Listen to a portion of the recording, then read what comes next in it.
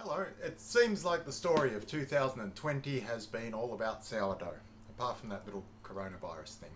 However, I've had so many questions on how we make our sourdough at Mercers, so many people trying sourdough, often struggling. The hardest thing that people are finding is to get their sourdough base up and running, the starter. We've had ours for over 20 years. It started its life with fermenting grapes from Rockford Winery in South Australia.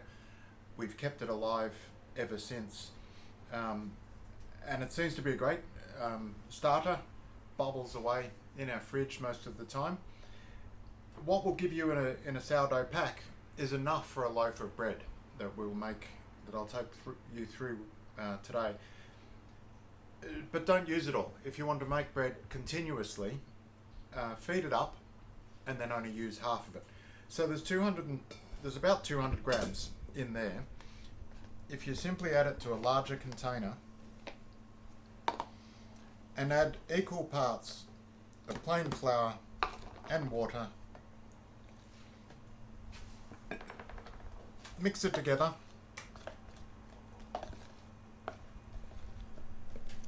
and just leave it out at room temperature overnight.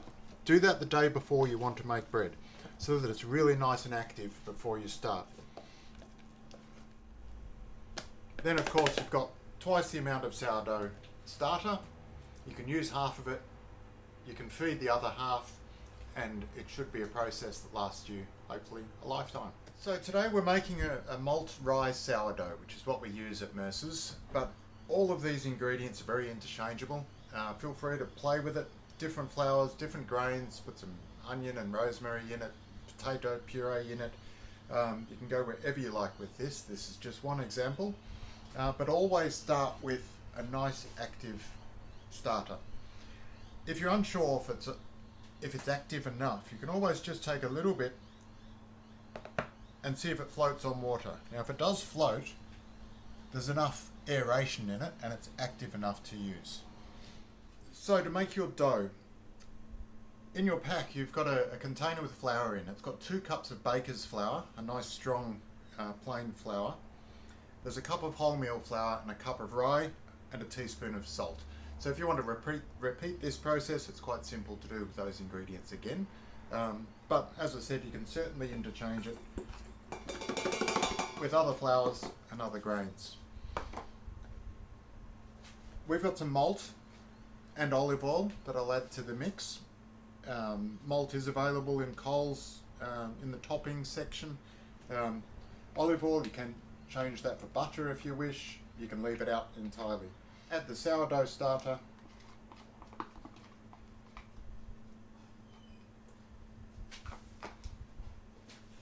And begin to beat it on a machine.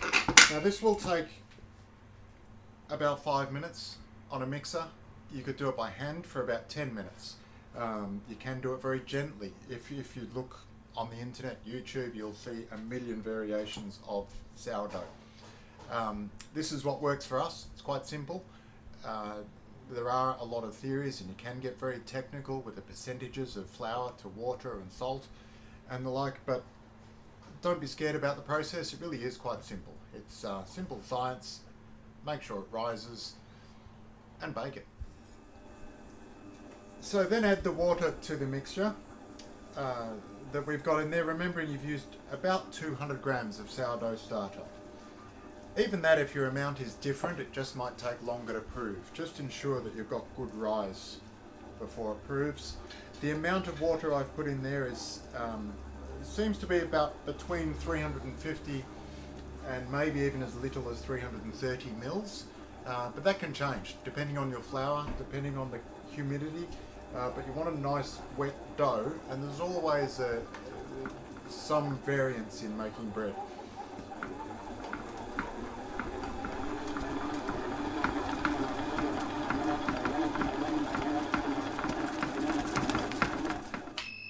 So after 5 minutes in a mixer, the dough should be worked enough. It will have balled up around the dough hook.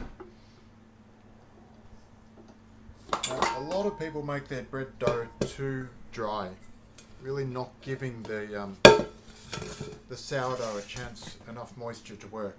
It will be tacky. but tacky's good. You also can do a test on the dough, a window test as bakers call it. It should stretch to a point where you can just about see through it without it splitting, to know that that you've worked the gluten enough. Then using a little bit of the stickiness on the board, you can roll the dough into a ball. It'll create a little surface tension on top of the dough.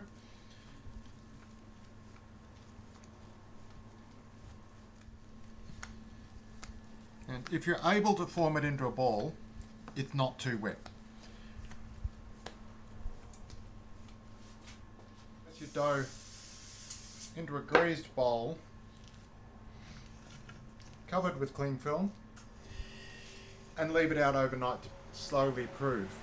Now there will be a difference depending on the temperature of your kitchen, how warm it is. Our kitchen's quite cold at night, and we can leave it proving right through the night without it getting too overproved. But it probably will take 8 or 10 hours. After your bread's proved overnight and at least risen by 50%,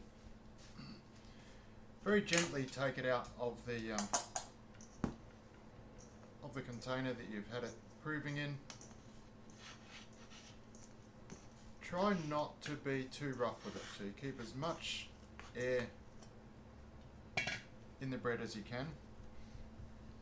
And we'll reshape it again. Don't use any more flour, keeping the bread as airy as possible and without changing the hydration of the bread. Gently roll it using the grip of the sticky dough on the bench to slowly create that surface tension around the outside of the loaf. Then line a bowl with a tea towel and liberally dust it with flour.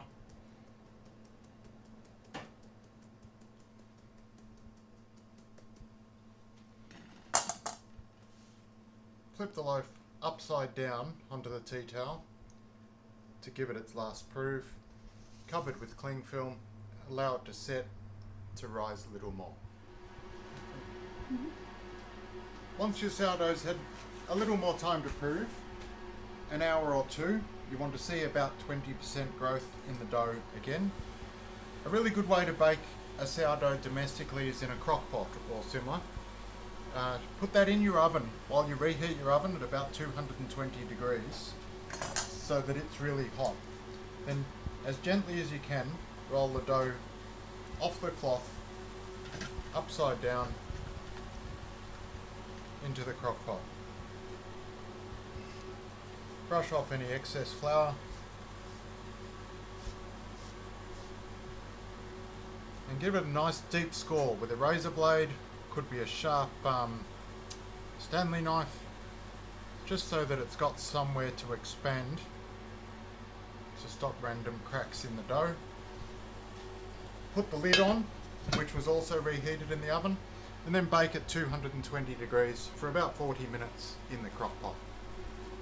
If you don't have a Le Creuset pot, you can bake, or you just wish to bake the loaf more traditionally, again heat your oven at 220 degrees with a heavy tray in the oven. That could be a pizza stone or the thickest metal tray that you've got. Give the tray light dusting and roll the dough onto the tray.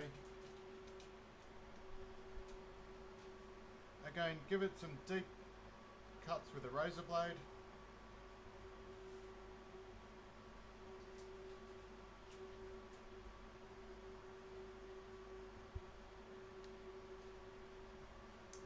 And that's ready to go in the oven.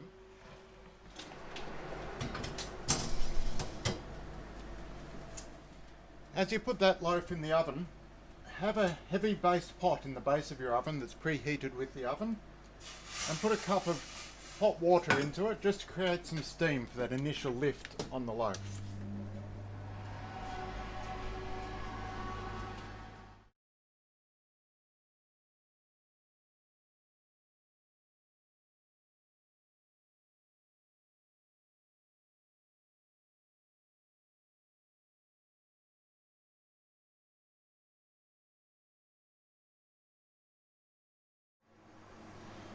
Then after 40 minutes, take the bread out of the oven in the crock pot.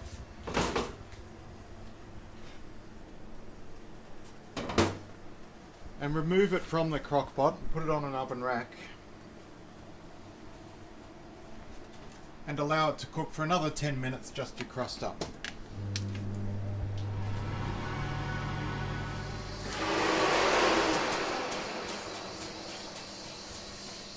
Then after 10 or 15 minutes, after your bread is risen, take the water out, turn the oven down to 180 and allow it to continue to bake. Yep. And that's your bread baked. If you were going to purchase a piece of equipment for your baking, the thing I would recommend most would be a temperature probe. If you're not confident that the bread is fully baked, and you can test that with a tap on the bottom, the bread loaf should feel light in your hands, and when you tap it, it should feel hollow. However, if you're not confident with that, a temperature probe is a great way to check, and the loaf should reach 95 degrees in the centre. Another thing that you could purchase is French bannetons. While it's not necessary, they are a pretty way to do the second proof of your bread. That's what we prove our bread rolls for the restaurant in. But that works perfectly fine without it. So that's your malt rye sourdough. Very similar to the restaurant bread that we serve, but baked in a loaf. One of which was done in Le Creuset pot, the other just on a heavy base tray in the oven. If you can resist the temptation, the smell in your kitchen not to cut into the bread too early, it is best for it to sit for 3 or 4 hours to truly cool down before you slice it. That way it will not go stale quite so quick. As you cut it, it releases some steam and some moisture and it will stale off. Have fun with it, use different flours, different grains, different mixes. Just be very conscious that your dough is quite wet, that the mother is very active before you use it, and cook the bread through to 95 degrees in the centre. Otherwise, the rules are pretty loose. Enjoy.